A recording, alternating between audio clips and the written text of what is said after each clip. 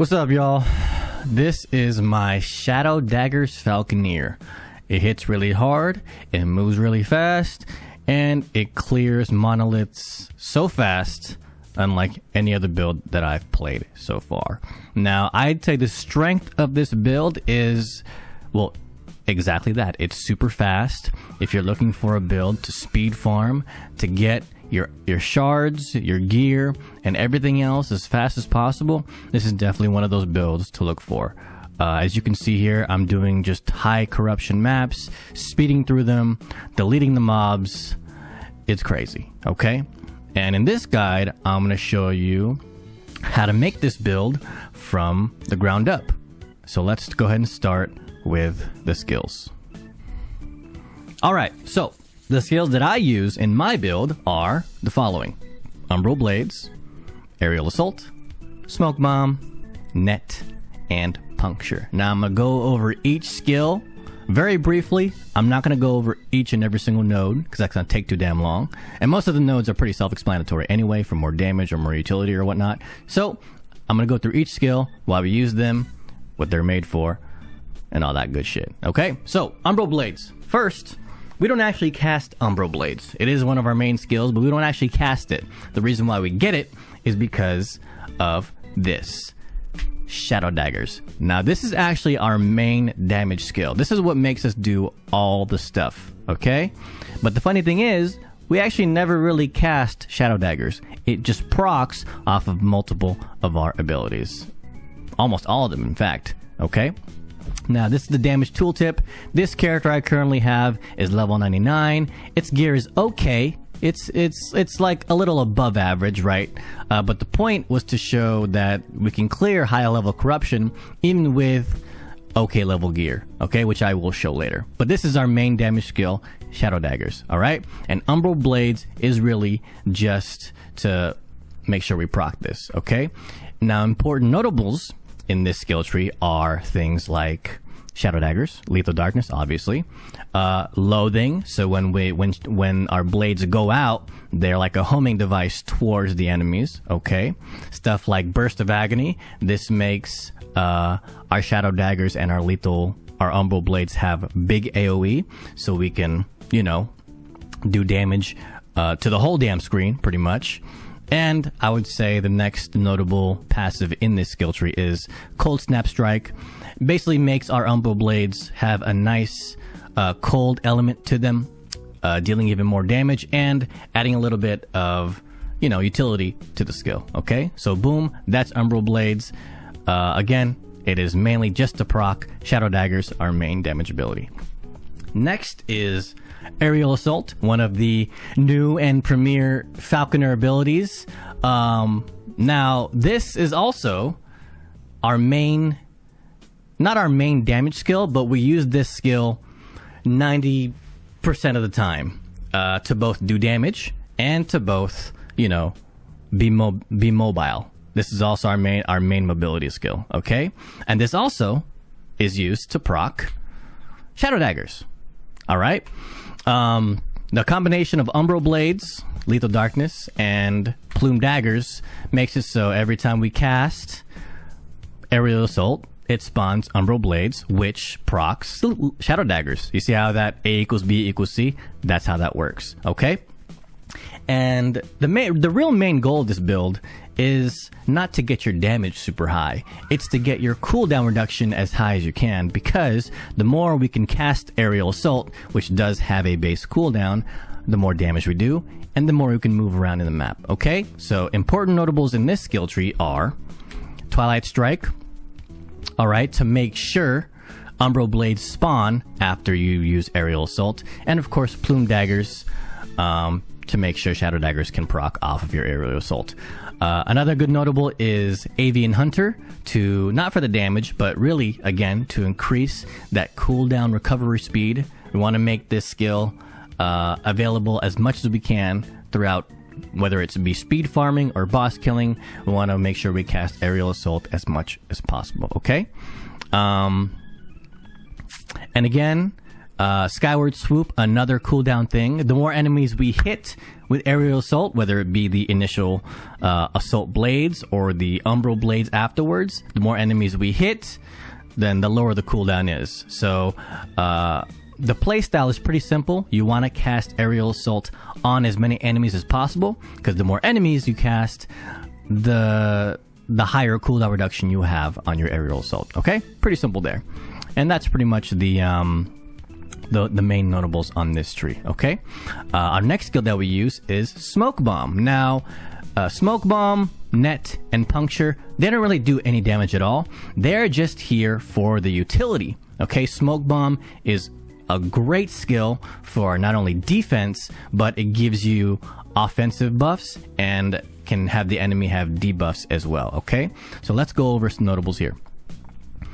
So Dusk Shroud, okay, is a defensive thing, and the more time you spend inside of a smoke bomb, the more you get Dusk Shroud, and Dusk Shroud basically makes you tanky. Okay, this build isn't, I wouldn't say, one of the tankiest builds, but you can definitely face tank a few bosses that you normally wouldn't be able to because of staying inside of a smoke bomb. All right.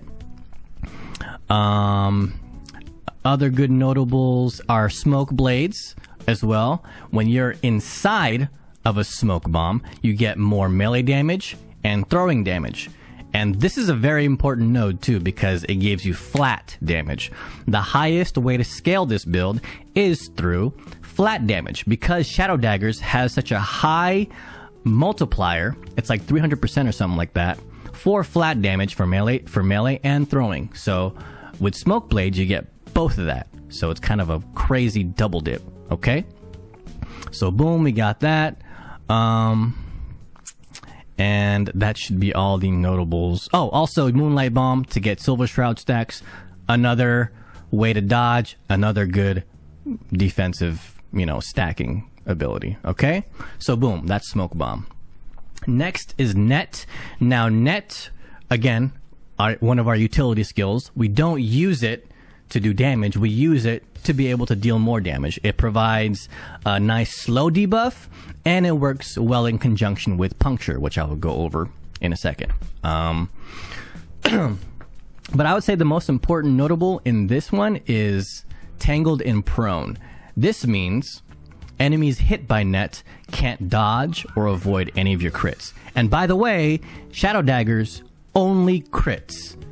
Okay, Shadow Daggers has a 100% crit chance. Okay, so when Shadow Daggers procs, we scale that damage through, of course, flat damage, like I said, because of the multiplier, but also critical strike multiplier. And we'll go over these stats later, but I want to let you know just how important stuff like this is. Okay, so Tangled and Prone, definitely super important. Quick throws, very good as well. You get increased attack speed, which is great. You could apply Frailty. Frailty means basically they take more damage. Boom, another debuff. So yeah, again, utility skill. Also, Bold Throw is important too, because normally when you cast Net, you do a little backflip, which kind of fucks up your positioning. So if you get this, you'll just stay still, stay stationary, and cast Net. But again, I'd say the main thing about Net is not the debuffs that it gives. It's the proc Puncture. Okay? Which is down here. Spear Trap. Whenever you use Net, and whenever an enemy steps on top of it, it procs Puncture. And Puncture does a bunch of stuff. Puncture can make enemies bleed, it can stack more debuffs, and stuff like that. Okay, so as you can see here, our skills work super well with each other. There are definitely more higher damage options like Dive Bomb or Falconery. Absolutely, but I catered this build more towards speed farming because I wanted to get, a character as high level as possible as I could, and get as much gear as I can and as much charge as I can to make more characters in the future, right? So that's what I catered this build towards, speed farming. But if you do want to use a higher damage version, I would recommend taking out, Net and Puncture for Falconery and or Dive Bomb. Because with those two skills, you will definitely do a lot more damage. But for me, I went for the utility, and I And I love that, okay? And also, if you notice, Puncture also has a Shadow Daggers proc, all right? So, again, another way to proc Shadow Daggers. The more Shadow Daggers that we can get on the enemy, the more damage we do. Pretty simple, yeah? And again, here are some more debuffs. Armor Shred, Physical Shred, okay? Frenzy. It's just so much utility in these 3 skills that make this build so damn strong, all right? So that's the skills. Again, Umbral Blades, Shadow Daggers, Aerial Assault, Smoke Bomb, Net, and Puncture. Those are the skills that I use. All right, most of it is utility, like I said. And Aerial Assault is our main damage and our main mobility skill. So now, let's move on to the passives for this build.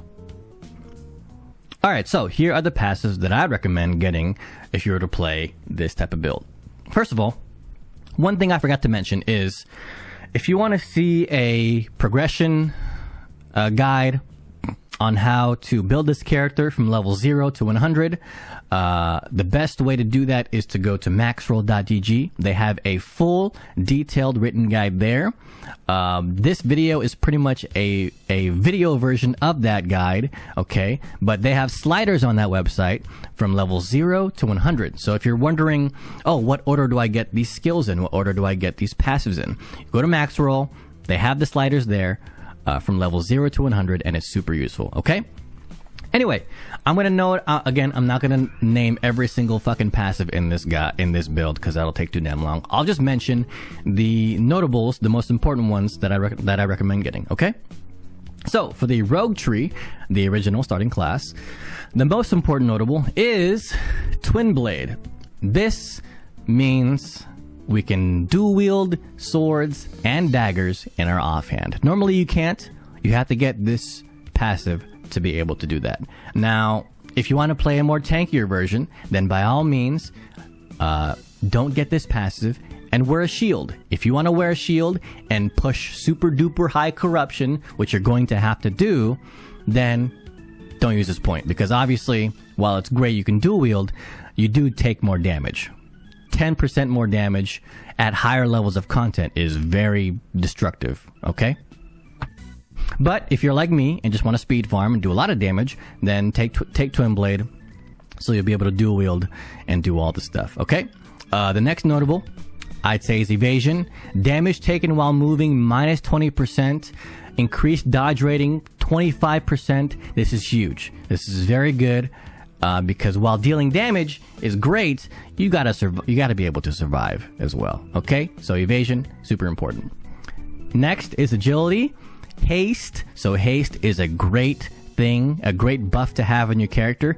And with agility, you pretty much have haste active at all times. Okay, and haste grants you, of course, just movement speed throughout the board, ability speed, and, you know, increased damage with the agility passive point, okay?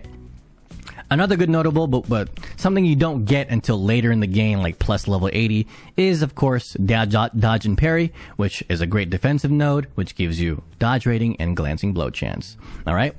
Now let's move on to the Blade Dancer, okay? Because while you do get Falconer points... Actually, you know what? I'm going to talk about the Falconer points first before we talk about the Blade Dancer, okay?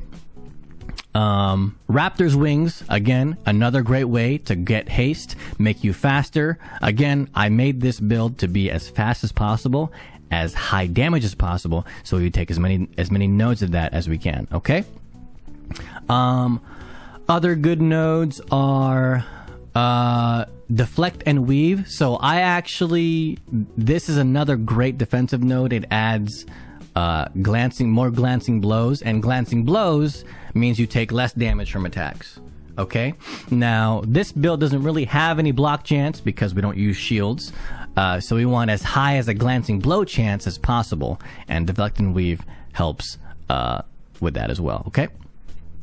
Next is Evasion Tactics. Dexterity is one of our best scaling stats when it comes to doing damage. And of course, we love passives that give us both offensive stuff and defensive stuff. Where the armor doesn't really matter with this build, the percentage dodge rating does. Okay, so boom. And of course, we have Poise, which doubles our glancing blow chance if not hit. And because we're dodging a lot of the times, this this poise will be on us almost all the time. Okay, so boom. And then the last one I'd recommend is Tailwind. These are some passives that you would get super late in the game.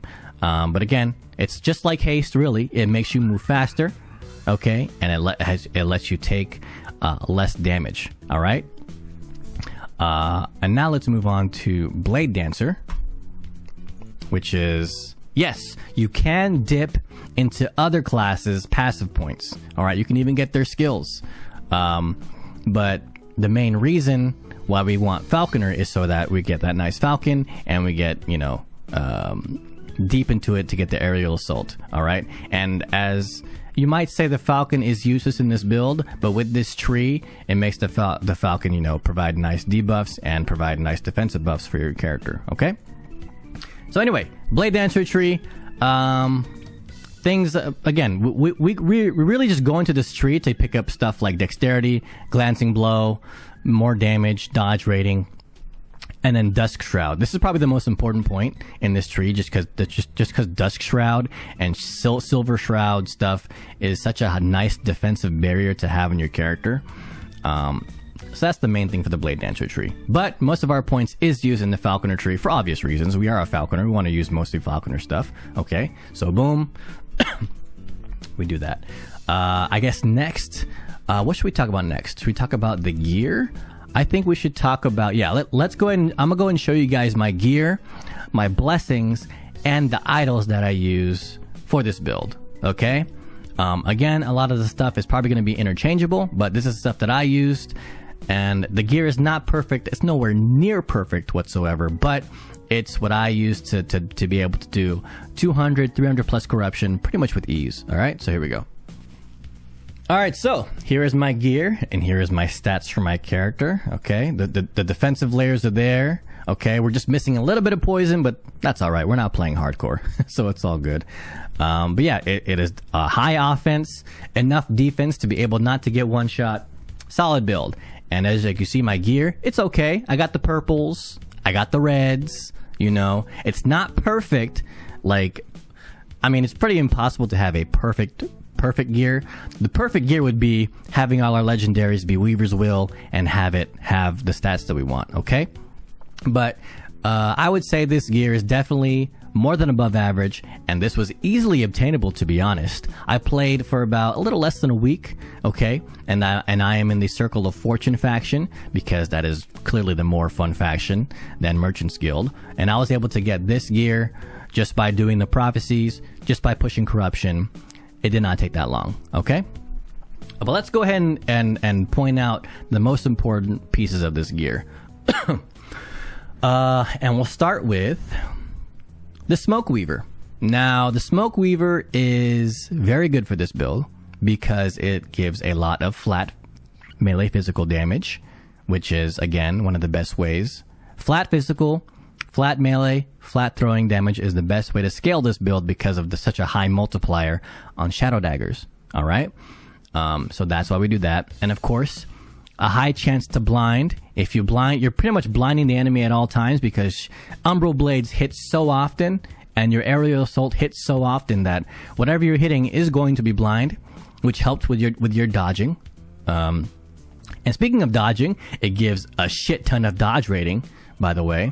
Now, the last two affixes on this item isn't really useful. You can use shift if you want. Actually, you can't use shift because if you didn't know, builds are only allowed one traversal skill, and that is aerial assault. So we don't use the last two affixes on this dagger, which may make you think that this is useless. But because of everything else on this dagger, what it gives, I'd say it's pretty fucking mandatory. Okay. Again, you could go with the shield build and just wear a purple sword or a purple dagger on this one and have a shield if you want to go more defensive. But for me, I like being a glass cannon. I like doing as much damage as possible, and that's why I'm using the Smoke Weaver. Okay, so boom, that's there. Next one is the Siphon of Anguish. This is extremely easy to obtain.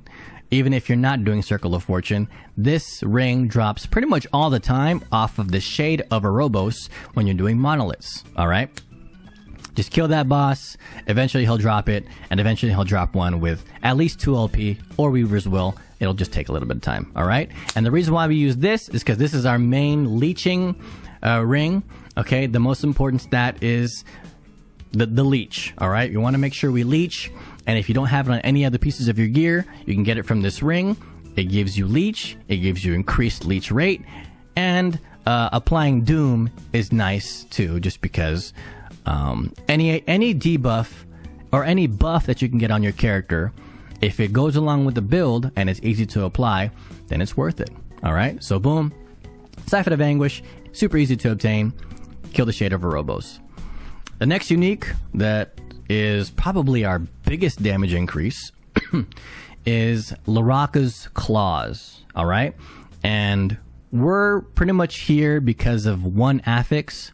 The chance to poison and the +2 projectiles with shurikens, pretty useless with this build, but the amount of multiplier these gloves give, you gotta put it in here. It gives the most damage. 122% throwing critical strike multiplier. And again, critical strike multiplier is probably the second best stat when it comes to scaling the damage with this build. So that stat is insane. All right. And as you can see here, I also found a 2 LP version.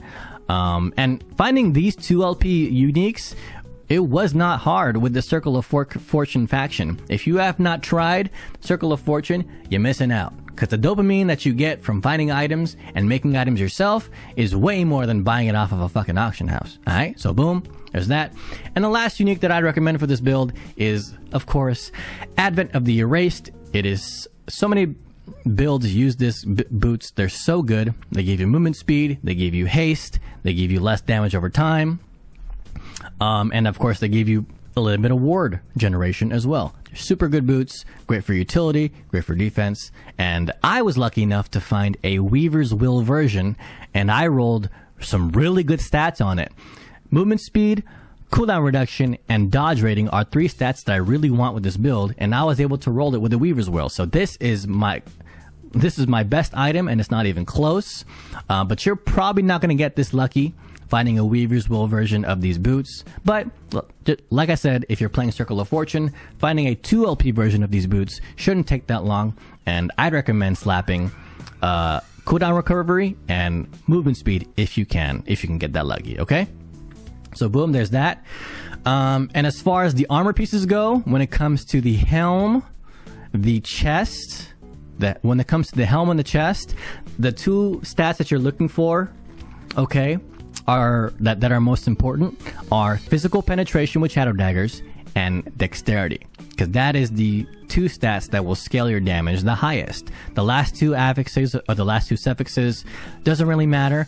I'd recommend getting something defensive. Like for me, I got health and resistances, but for you, it might be different. Okay. And when it comes to the base, the base version of these purples, I went with the leech one, with the leech helmet and the poison and cold resistant chest, because that's what I needed for my build. But for you, it might be different. But more importantly, dexterity and physical penetration with Shadow Daggers is how you want to scale the damage highest. Okay? Alright, so let's move on to the jewelry.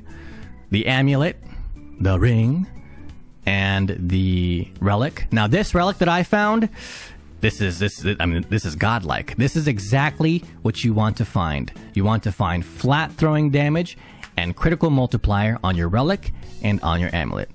I was able to find it because Circle of Fortune is just so damn good when it comes to fighting gear. All right, and on your ring, you want. I don't believe rings can roll critical strike multiplier, but again, just like the armor pieces, and just like the chest and the helmet, throwing damage and dex is the highest way you're gonna scale the damage for this build. And for me, I wanted to focus mainly on damage because that's what I like to do in video games. All right. For the belts, throwing damage as well. Again, highest way to scale. And I went with physical damage, but I actually would say the second most important stat for your belt is not the damage. It's the cooldown recovery, and that's what I was mainly looking for. I found the belt, I slapped it on, boom. because again, you want cooldown recovery on your boots and your belt to get that aerial assault as low as you can. Like for me, my aerial assault has a 2.4 second cooldown, and that's without hitting enemies. Whenever I hit enemies, it has like a 0.5 second cooldown. Super fast. I can pretty much spam this whenever I want as long as I hit something, okay? Now, if you don't have any cooldown reduction, this is going to have like a 5-second cooldown, which is really bad for your build, all right? So cooldown reduction on your belt and on your boots, super important, okay? And finally, our main hand weapon. Now, this is probably where I would recommend the base item being the most important.